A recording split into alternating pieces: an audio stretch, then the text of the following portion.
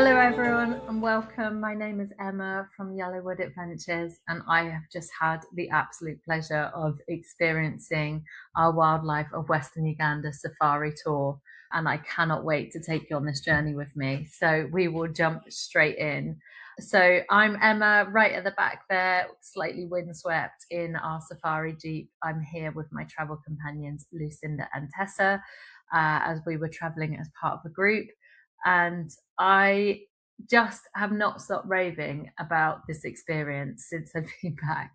I have to be honest, I had a lot of worries and apprehensions before I went. So if you're watching this and you are about to head off to Uganda soon, or you're thinking about it and you're feeling slightly nervous, then do know that you're in the right place, because I think I went through all of that journey as well before I headed off.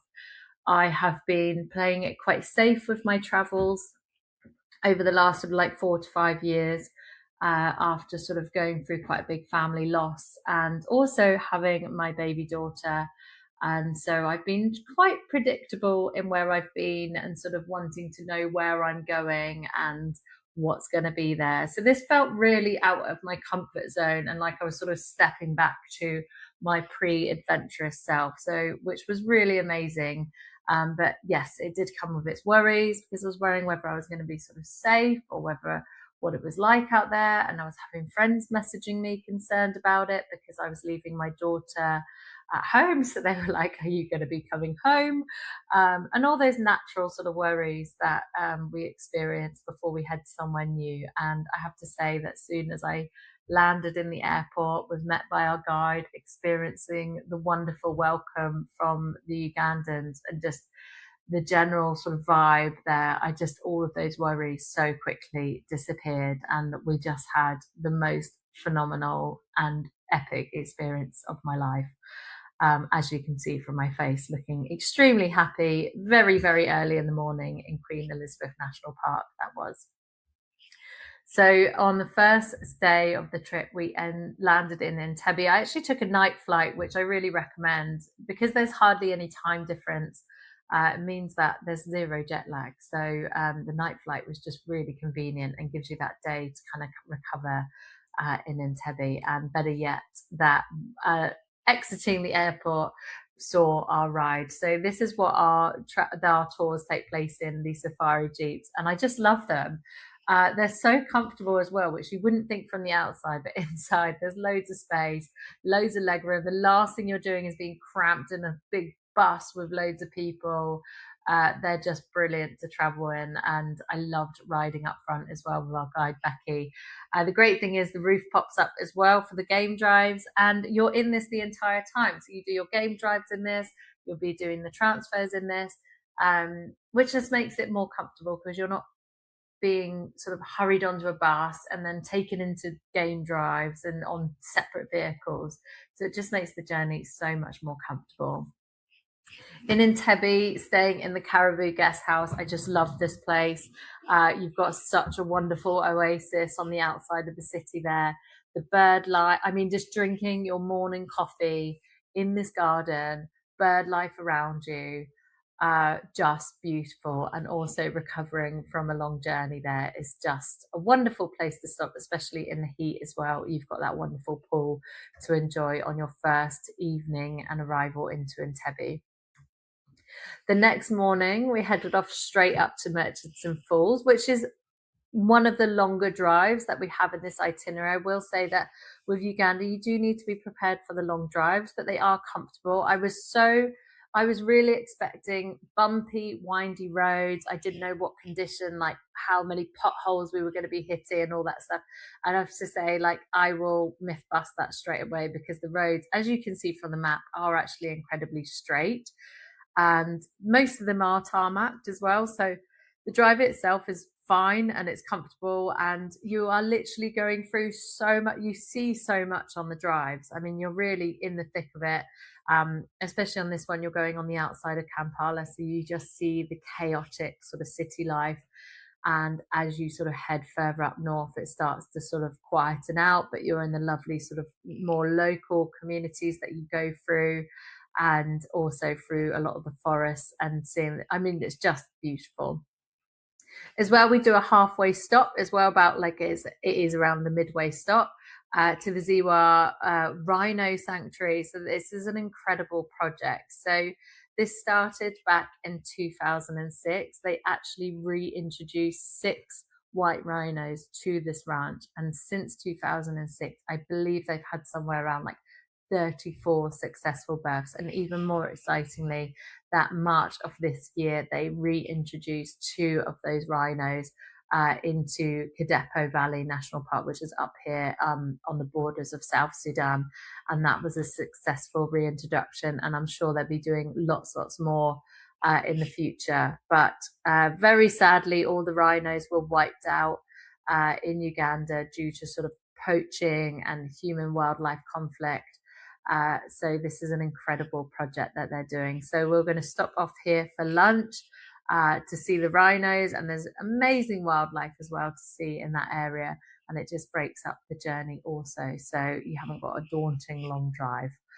And as you head into Murchison National Park, it's just stunning. As you enter the park, you'll start to hear the monkeys as you go in, and I'm sure you'll see lots of monkeys as well. We were at Twiga Lodge, which is on the itinerary. These amazing tents that are set up, so you really sort of jump straight into that safari feel. And it's just right on the river there. And you can even sometimes spot the odd hippo coming down the river, or maybe even munching on the grass outside your tent, who knows. And so much wildlife to see. So on the first morning, we woke up super early. I think this was a very early start, around like this 5-6 a.m. start, but so worth it. We headed straight into Budongo Forest. This forest is around 800 square meters, and due to the shoulder season that we were in, traveling late April, we were the only 3 people trekking in the forest that day. So it was just unbelievable. We saw so many chimps because of there was fewer tourists. There's actually fewer tourists in Budongo chimp trekking than there is in Jabali, which is why we sort of opt for the trekking up there instead. There's a population of around 800 chimps in the forest itself, and we were trekking for about 2 hours, I would say, into the forest, and we could just hear the noises of the chimps, and it was just incredible. Some of the best trekking. I mean, it is impenetrable as you are walking through the vines, ducking under trunks, and it just makes it even more exciting.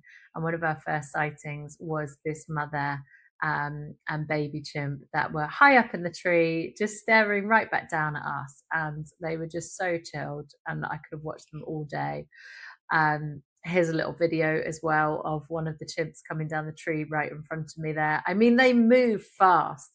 You're sort of walking through the forest. They're not like the gorillas where they're kind of just more relaxed and sitting there. They are moving all of the time. So they're harder to see.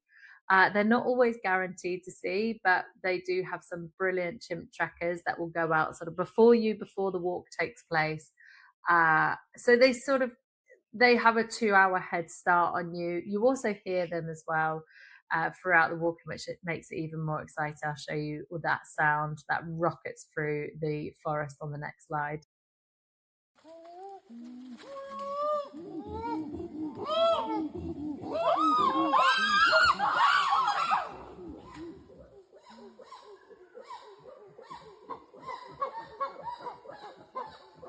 To hear this noise, it just echoes through your body. It is so loud.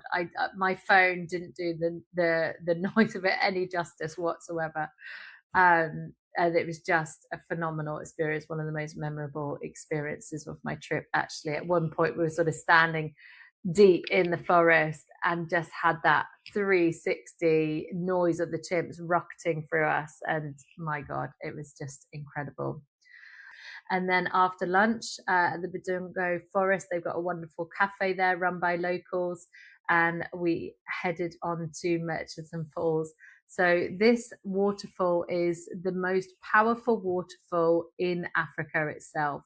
So you've actually got the River Nile there, basically forcing water through about a 7-meter gap, and that's about sort of a 40-meter fall. So the water is so powerful. It's literally just rocketing through there. So on this bit, we're actually going to see it from the top. On this itinerary, you get both options, which is really cool because we've also got the boat cruise as well. But from this one, you see it rocketing from the top. I mean, the noise, it's like jackhammering through your body. And you've got the option there as well to do the trek down to the bottom of the falls, which is quite a steep walk and it can be a little bit slippery, but it will be guided. It's obviously up to you depending on whether you still have trekking ability after the chimps, but it is a phenomenal sight and it's just soaring there. The next morning in Murchison Falls, we headed out really early again. So it was another early morning start, but so worth it to experiencing the morning in the national park. I mean, the animals are just going wild at that point. So it's so worth it to get there early. The special thing as well about Murchison Falls is you've got all the giraffes there, which are just so majestic. I mean, I saw them by the dozens and I just could have just watch them. It was just phenomenal.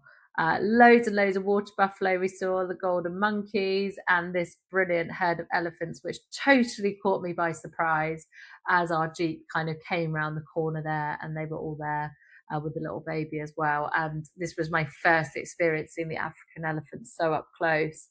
And the sheer size of them just took me aback. I could hear my heart in my mouth, basically, with this kind of fear of being so up close to these elephants. I've decided that this trip's definitely not for the faint-hearted, but it's just incredible. Here we all are on a little pit stop around the game drive there, and just by the lake with our tour guide Becky. And then in the afternoon, this is where you get to experience the other side of the falls down from the bottom, because we've got the boat cruise taking you up the channel there. So you get to experience both sides. And this is also filled with so much wildlife. You've got the crocodiles there, the hippos there, and just the bird life. I highly recommend taking binoculars, especially for these boat cruises, because they're just such an added bonus as well, especially with the wildlife and the birds that you can see. And on the ending of Murchison Falls, the next day we headed right down into down towards Fort Portal. So this is a long drive. You can expect about an 8-hour drive. Again, it is pretty straight as well, so the road was comfortable along the way. I mean, if I'm honest, the drives didn't bother me at all because there was just so much to see going through the communities. I had a great audio book. I was chatting away to our guide and learning so much about the country. So it's a real sort of experience to go through all the banana plantations and just incredible. So we break up the journey before heading on down to Queen Elizabeth National Park with this stop at Fort Portal. And along the way as well, you'll experience the baboons on the road, which was just, I could have watched them. I just love them. I never got bored of this sight. So many baboons just sat in the middle of the road. Here's a mum and her baby as well, just loving life and just chilling out as our car was driving past. So down in Fort Portal, what's really special about this region is you've got the crater lakes, and this is so stunning. I mean, this is probably one of the best views that I saw the entire time, looking over the crater lake there. So with the Rwenzori Mountains in the background. So this is stunning. And the next day, so you can rest and relax here after the long drive, which is what we did. And then the next morning, there's the option there to do the wildlife walk around that crater lake. You've got so much bird life, monkey life going on. And if you're brave enough as well, you can even experience a little dip in the lake there. That is a freshwater lake. It's about 120 meters deep and very safe to swim in as well, because there is no shallow end on these crater lakes, which is what like the hippos and the crocodiles like. So that's why you don't get any there. And very little marine life as well. Due to being freshwater also. So actually, while I was there the following day, there was a triathlon going on at this crater lake where they were sort of running around and then swimming through the lake as well. But that's a really beautiful thing to experience and just breaks up that journey as well. And you get to experience the banana plantations and the local communities. I mean, it's just a stunning area to visit. And then the following day, we head on down from Fort Portal down to Queen Elizabeth National Park. So just do the short drive down there. Queen Elizabeth National Park is incredible. It's actually recently reopened. Unfortunately, it was on the red list with the FCDO, but that's been open now for the last, I believe, year or so, maybe a bit longer. It's smaller than Murchison National Park, but it's very, very different because you've got a lot more sort of trees and it's very luscious up here. And then Queen Elizabeth National Park is really more opened and more flat, and it just makes an incredible view as well. So here we are on the equator line as well, just for a little roadside stop off. This is quite amazing actually, because they've got the bowl set up with the water spinning one way and going the other direction. You'll have to see it for yourself, but it's just something quite unique. And then heading out on a game drive in the national park there early in the morning, seeing all of the animals. And one thing I loved as well is that the breakfast in the morning, as we woke up so early to go on this game drive, and then we're able to have fresh coffee, smoothies, orange juice. We had the local Rolex, which is like a chapati rolled in an omelette, which I highly recommend trying out when you go. And there we are having breakfast with the sound of hippos right behind us. I think Lucinda's probably checking how close those hippos are as we sort of nervously sipped our coffee, but obviously in very safe hands where we were. And you see the hippos by the abundance in this area. I mean, I think I've seen enough hippos for a lifetime. So many in the national park there. I think they've got the highest population in the world in this area. And we were so lucky as well to see so many out of the lakes and out of the swamps there, and just walk around, because that's when you really see the sheer size of the hippos. And we were even more lucky to spot these lovely 5 lionesses laying in the grass there, which was amazing. And to see that sun over the Rwenzori Mountains, it was just beautiful. The following day, or the following afternoon, after the game drive and after lunch, one of the highlights of this trip was the boat cruise down the Kazinga Channel, which was just a phenomenal experience. I wasn't quite sure how close we would get to the wildlife, but after experiencing it, I mean, again, a trip not for the faint-hearted, because you are so close to the crocodiles, the hippos, the elephants. But my God, what an experience to have. And there you can see the hippos out of the water grazing on the grass there. And we spent a lot of that time on the boat with this herd of elephants all playing in the water, especially the babies. Just an incredible sight to see the entire time.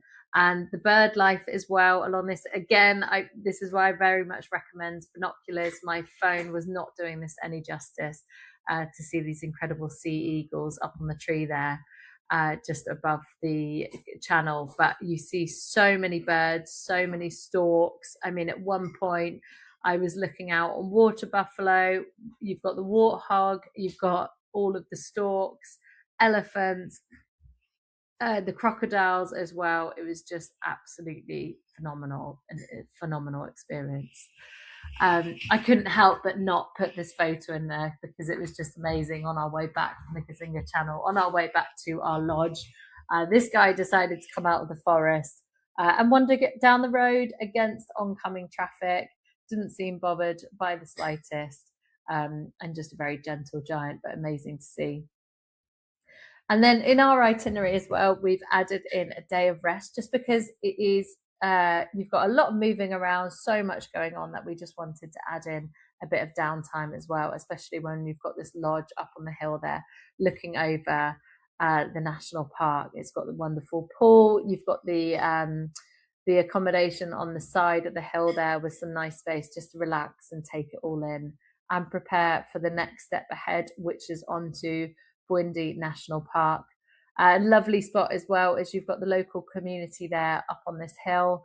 I had a really nice time visiting and walking through, just doing a village walk, and went to visit these wonderful women at their empowerment group, who do a lot of handcrafts in the area, supporting a lot of the projects, investing in a lot of the schemes as well with the money that they're making from the crafts. They're actually taking the elephant dung and making paper, which is quite an incredible sight. They've also got their own coffee farms and honeybees as well. So that was a really wonderful moment to spend with them.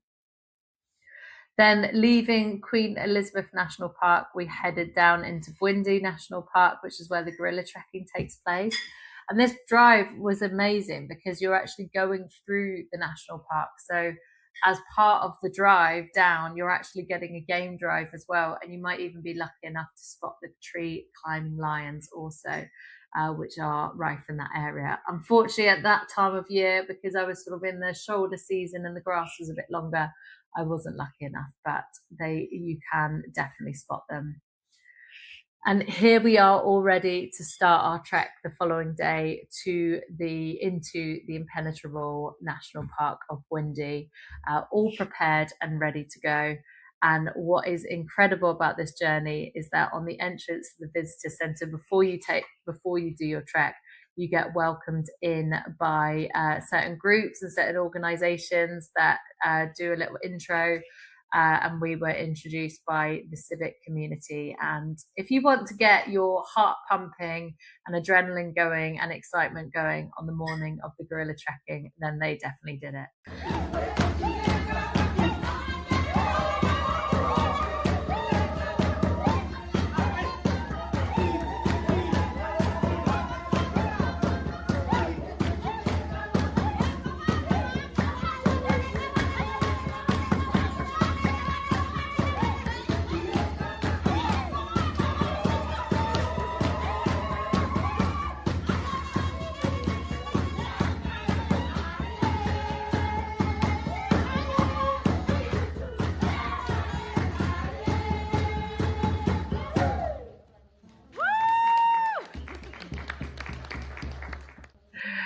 So that was an amazing experience in the morning. And then we headed on straight into the forest to find our gorillas. So the trekking is completely varied. You can be sometimes expected to trek up to 8 hours, but that's like the very maximum, I would say, and dependent on your levels of fitness. We didn't actually trek too far because you're sort of assigned specific gorilla families. There's 9 gorilla families in this area. And we were visiting these. This was actually one of the original families inhabited into the in the forest there. So we trekked to visit the family of 9 that we saw, and nothing quite prepares you for coming up so close to a silverback. And it's just something that will probably remain in my memories forever. I can honestly tell you that my heart was in my shoes at this point. But they were just so calm to be around, and just the silence, the quietness, and to just watch them in their human-like ways is just something that is indescribable. And my phone does it zero justice. Actually, I very much recommend, because you've got sort of only an hour with them once you visit them, that you just put your phone away and enjoy and experience the surroundings, because it's just something that is unbelievable.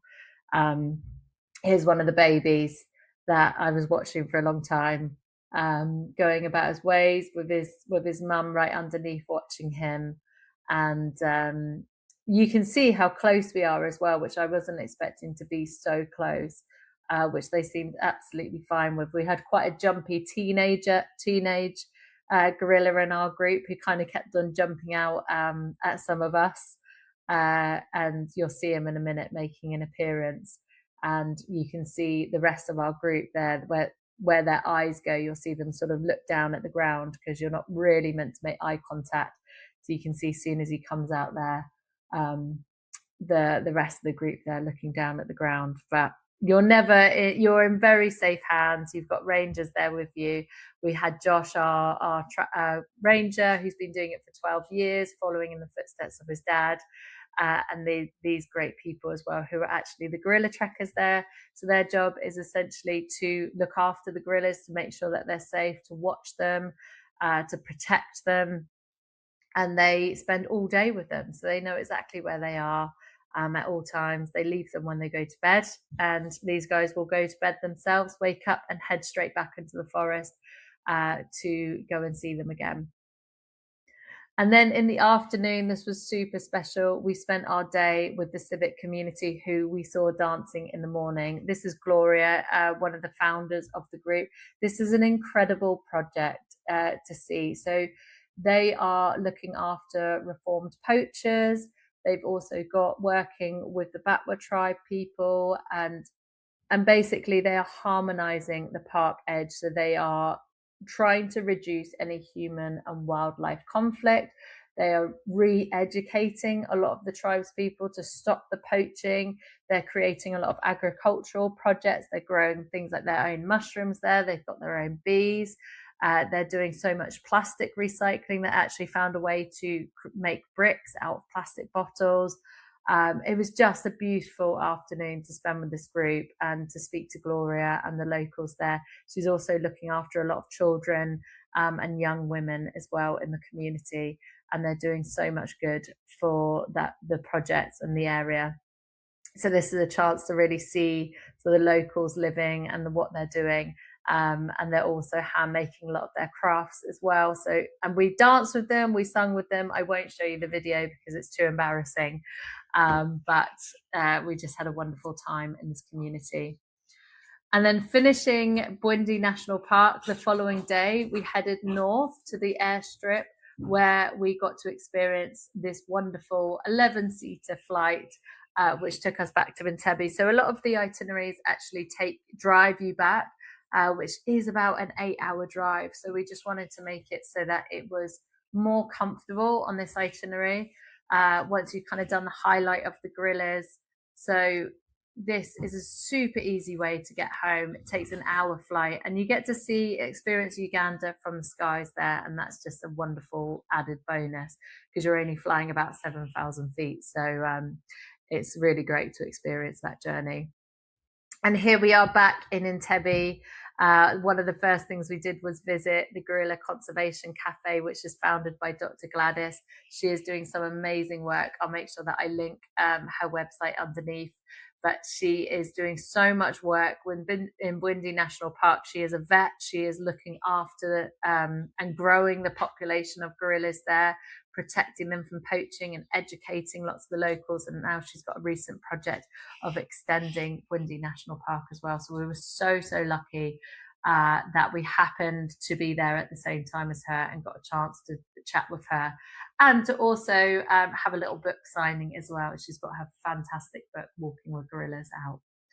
And you've got the local town here as well, where you can pick up some local souvenirs. There's some incredible artwork, clothing. It's just a wonderful place to wander around as well before you head on home. And depending on your flight as well, we have added in the option to do the swamp tour the following day before your flight, especially if you've got a night flight, because you've got the whole day then. And this is just an incredible experience and a chance to spot more bird life, and especially the shoebill, which is native to Uganda, and just an incredible, I mean, they're huge, absolutely huge. Also look like they should be in prehistoric times. So this is the chance to spot the shoebill on this tour. And here we are finally wrapping up, saying goodbye to our wonderful guide, Becky, and setting off back to the airport, back to Entebbe to go home. So it's just what an experience we had. It was just phenomenal. I only got home 2 weeks ago and I'm still absolutely on a high and buzz from this adventure. It was just, not to sound cheesy, but actually quite life-changing. So I was so thankful for the opportunity to go out there and experience the wonderful people, the culture, and just, it was beautiful. So if you are interested, if you're thinking about Uganda yourself, you want to know more, please just send me an email, head over to our website. I'll be happy to answer any of your questions, and I can't wait for you to experience this incredible adventure yourself and to hear your own stories. Thank you for sticking around and listening, and I look forward to talking to you in the future.